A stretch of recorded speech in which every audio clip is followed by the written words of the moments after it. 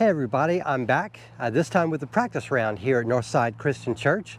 I'm here practicing for a tournament that's coming up this weekend, and it's called the Bullseye 2 Baskets Tournament, and it's presented by Houston Darts, Disc and Games, and it's hosted by Houston Disc Golf, one of the local disc golf groups here in Houston, one of the longest lasting ones ever in the city. So anyways, with that said, I'm going to be throwing just a few times here and there off the tee, maybe some different upshots, maybe putting from multiple times at the same spot or different locations.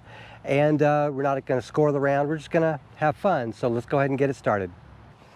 So the reason why I'm doing this video today is registration for this event closes tomorrow night, Thursday at 8 p.m. This is essentially Wednesday morning when this video is coming out, and I'm actually performing or recording this practice round here on a Tuesday afternoon.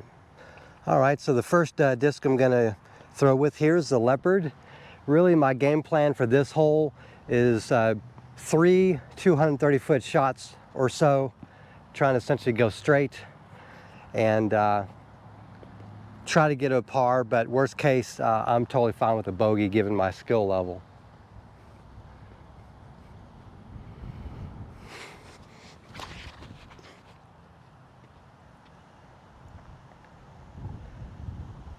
That's probably a little more than 200 feet, which is what I'd like.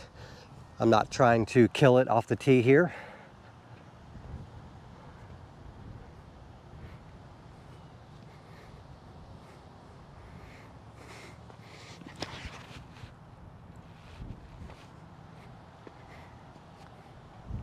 That one is probably a tiny bit shorter.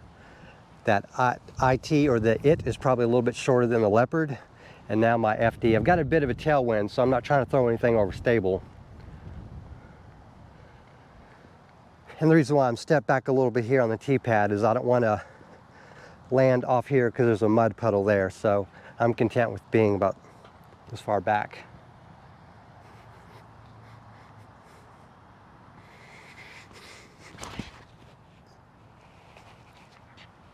I held on to that too long, and that one's down on the hillside. So actually this Leopard didn't go as far as the IT. So the IT is probably where I'd like to be, anywhere along this range here for my second throw. So I haven't yet received the caddy book, and I'm not 100% sure where OB is, but I'm going to assume that this street and this concrete street beyond it is OB. All right, I had to turn my cart around because we have a tailwind and I didn't want my cart to blow over. So I'm well beyond where I need to be. So I'm not going to throw that direction because I don't want my disc to reach that concrete or the road there. So I'm going to throw that way, see what I can do.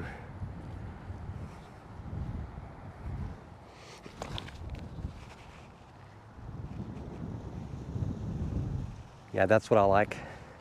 And again, I'm not trying to get any max distance beyond really where that disc ended up. That was my Leopard. Now the IT is probably a tiny bit more stable. I was trying to get my shoulder into it and I corrected. I haven't yet. I'm doing drills involving the shoulder, but I haven't yet been able to do it in the game. So not going to play around with the shoulder during the tournament. I'm just going to play the way I normally play.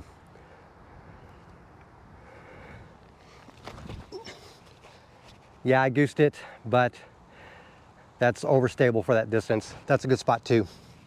So here's that FD I just threw. I'm loving life if I get to there, or if I get to this IT without going out of bounds. In fact, I'd say the IT is probably what I'd prefer the most. But I'm going to go ahead and take this Leopard because I think there's a higher chance I'll be over here on my second throw. And we're just going to see how it goes. But the basket's up ahead. I'm going to try to throw one more 80% throw and see if I can get it close to the basket. All right, so due to this location being where I'd like to be, I'm going to have to try to aim it that way and let it curve down. Because again, this path I'm presuming is OB and anything beyond it. So I'm going to mark the lie here. going to put these here, and as usual, I'm going to throw leopard, it, and then FD in that order.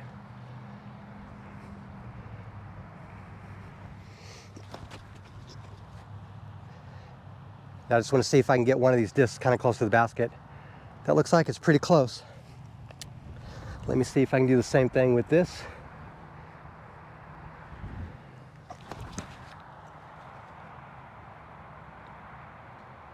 All right.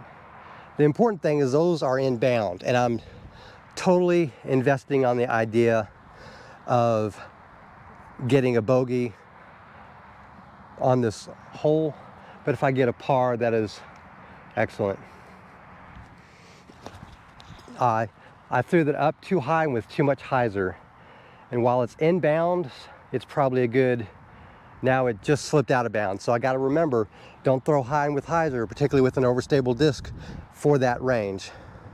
All right, I'm a little bit ahead, and here's the FD, which is of course out of bounds, and I'm not sure if you can see it well, but there is an orange line here that marks or indicates out of bounds. So I was correct in that this path is OB and probably everything beyond it. Here's my it, which is about what I expect on average. And then right over here is actually my leopard. So if indeed I played my leopard all 3 times like I planned, I may have a look at par. All right, so this is actually a really good spot for me.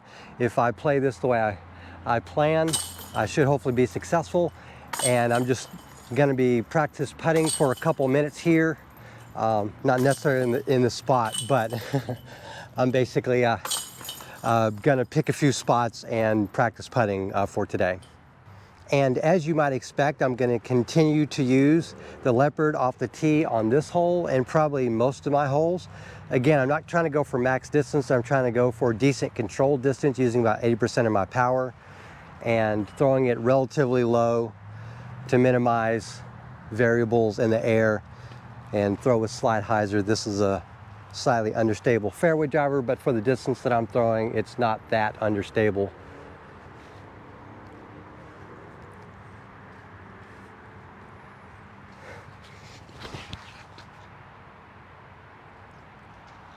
All right, that's at the edge of the fairway. Let's see if I can correct on that and go with my it.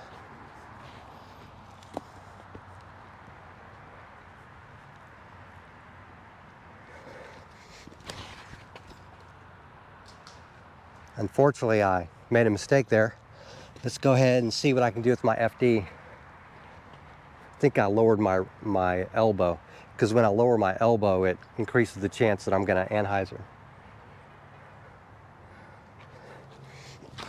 There we go, that's basically what I wanted. That skipped out of bounds. Okay, so unfortunately both of my corrections were mistakes. My original leopard got a little more than halfway and barely out in the fairway, but my overcorrection with it put me a little bit off the fairway here. Still salvageable for a bogey, of course.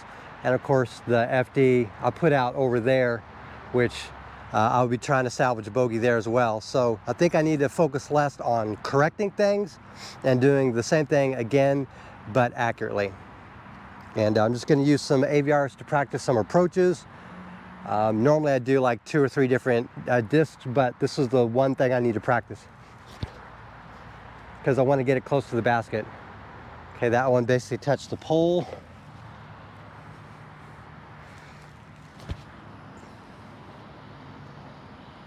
That landed right next to the pole, but it's probably 20 out, 20 long. That was a correction, trying to use less power. And it did skittle up towards the basket, but I do believe that's short. So, that was not a good correction, last but not least. Yeah, that was me trying to avoid that. That's still in putting range. All right, so now I'm gonna practice putting from different locations. Hopefully I can do a little bit better than what I did on hole 1.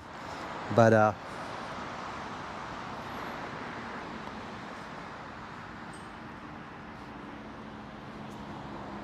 nope, that's an easy bogey at least.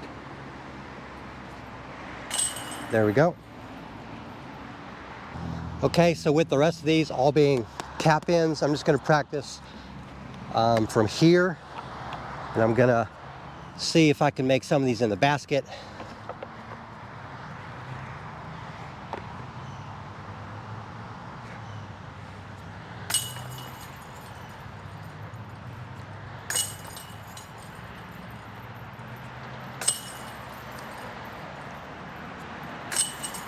Looks like I can. The one thing I noticed here on hole 3 is there is an orange line here dividing 3's fairway and 4's fairway. So it's to be expected that there's out of bounds along these two fairways, and the basket is straight up ahead here in the closer position. They do have a farther position for some tournaments, but it's closer for this one. Okay, so for the sake of expediency, I'm not going to spend that much time practice putting.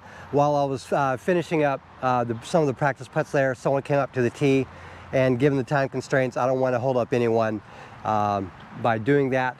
Right now the church is relatively deserted in terms of the disc golf course, but as the evening comes, more people will arrive, and I'm not going to do that. So anyways, with the OB all alongside there, with 4's fairway being there, over there, and here is 3's fairway, I'm just going to try to go that direction here, and all I want to do is get out into the open, give me maybe 100 foot, 150 foot towards the basket.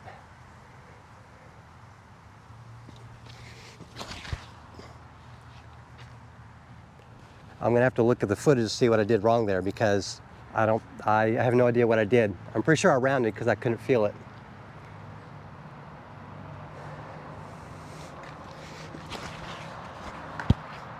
Yeah, I'm not throwing good at the moment. I'm going to do a test run here because it's like I forgot how to throw, which is kind of unnerving when I'm playing disc golf for 4 years.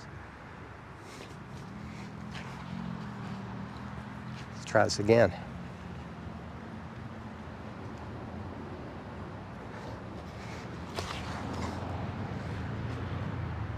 There we go. That's a lot closer to what I wanted. All right, so my third throw ended up here. I don't know if you can see it from there. I'm just going to try to get it close to the basket.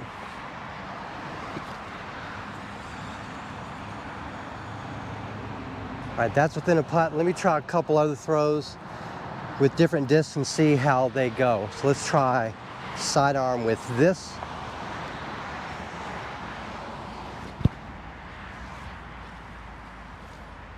And let's try backhand. That was my AVR 3 and AVR X3. Okay, so this is the farthest one out. This is my AVR 3. It is unfortunately about 30 out. Actually, I'm probably on the edge of circle, so this would be to save a par.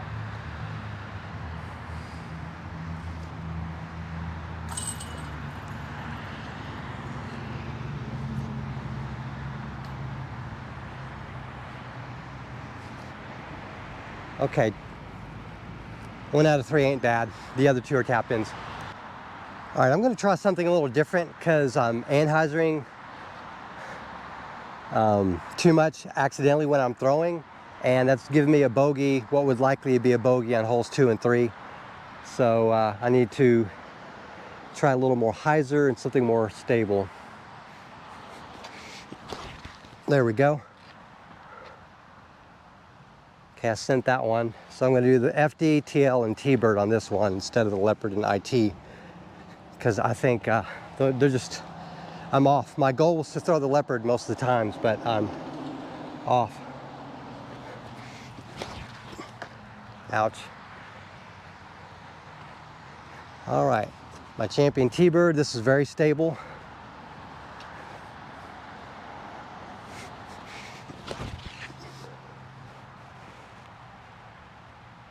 All right, 2 out of 3 throws, good. All right, so I had to park that into the shade so the sun wouldn't block part of the view, you know, with lens flares and stuff. But the T-Bird is here, and the FD, I don't know if you see it on screen, but it's here. If not, I'll reposition the camera so you can see my throw through there. So I'm going to try the X3. I'm about 80 out, 85 out. So all I want to do is get close. Okay, that's basically under the basket. That's what I want there. Now let me reposition the camera for that one. All right, basically same deal here. FD is here. I'm actually gonna try a couple sidearms because I need to practice that skill, and I don't know which disc I would use. Probably the pig, but this Toro is even more stable than the pig, so that might be the alternative. So we're gonna try to correct first with the pig. Oh, okay, so I gotta go lower. So yeah, I'm thinking the Toro. If I'm in this kind of position, I'll use a Toro. Let me grab my AVR putter and see if I can throw something. Slight Anheuser with the backhand. Oh yeah, that's 10, 12 feet. All right, so yeah, I'm very happy with these two. I just found that Champion Valkyrie, so thinking one of the guys that passed me up earlier, that's his. I'm gonna try to track them down and give that to them. And then here's this AVR. This is the one that I need to practice putting from because that was a backhand throw. And yes, it's about maybe 15. All right, I got my practice putters here. Got 5 attempts to make it in. Let's see if I can go for 5 for 5. I hope you can see this. So I'm gonna, so you can see.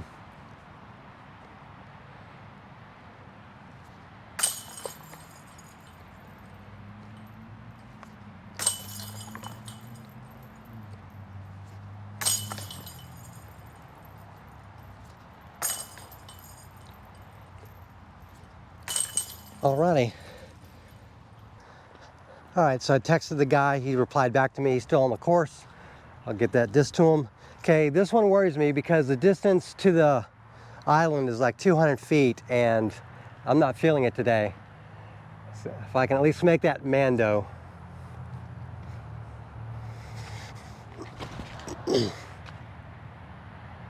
Okay, that's about 170, 180. That means I missed the island. If there's OB, there's not OB on the, this is not an island hole on the regular course, but for tournaments, this is often a island hole. Now the wind is really kicking up.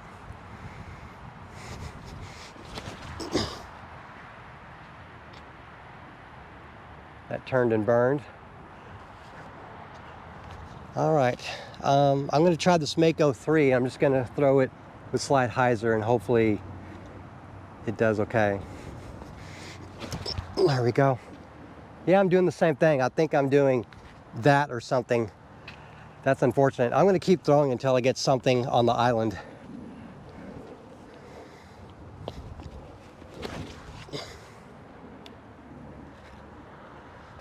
This practice round is not turning out to be fruitful. There we go. All right, so he just got his disc back. I'm gonna be honest with you, when I was trying to figure out if any of these discs were inbound, there's a number of painted lines that may be indicating some out of bounds, but I can't tell what's out of bounds and what's inbounds really at this point. And there's no apparent drop zone location, and the caddy book won't come out until tomorrow. So I'm just gonna presume I'm gonna make a bogey on this hole, and I'm gonna go ahead and practice. In theory, this is a birdie throw, but this is after like a million throws off the tee on my main putting putters over there, but oh well, doesn't matter.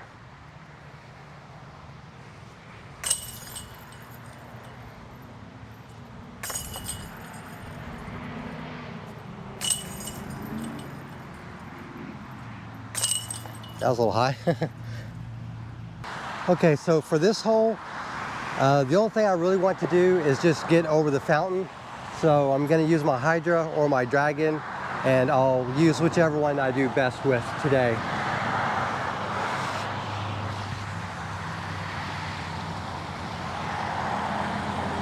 Safe. Now let's try the Hydra. I'm gonna do standstill now. All I want is to get over it. Okay, that's my Hydra, I can pick it up. So yeah, this Hydra is a great little approach disc, but it's really easy for me to turn it because of its aerodynamic properties. And on this one, really, I'm just going for a par. These are all basically close putter bids.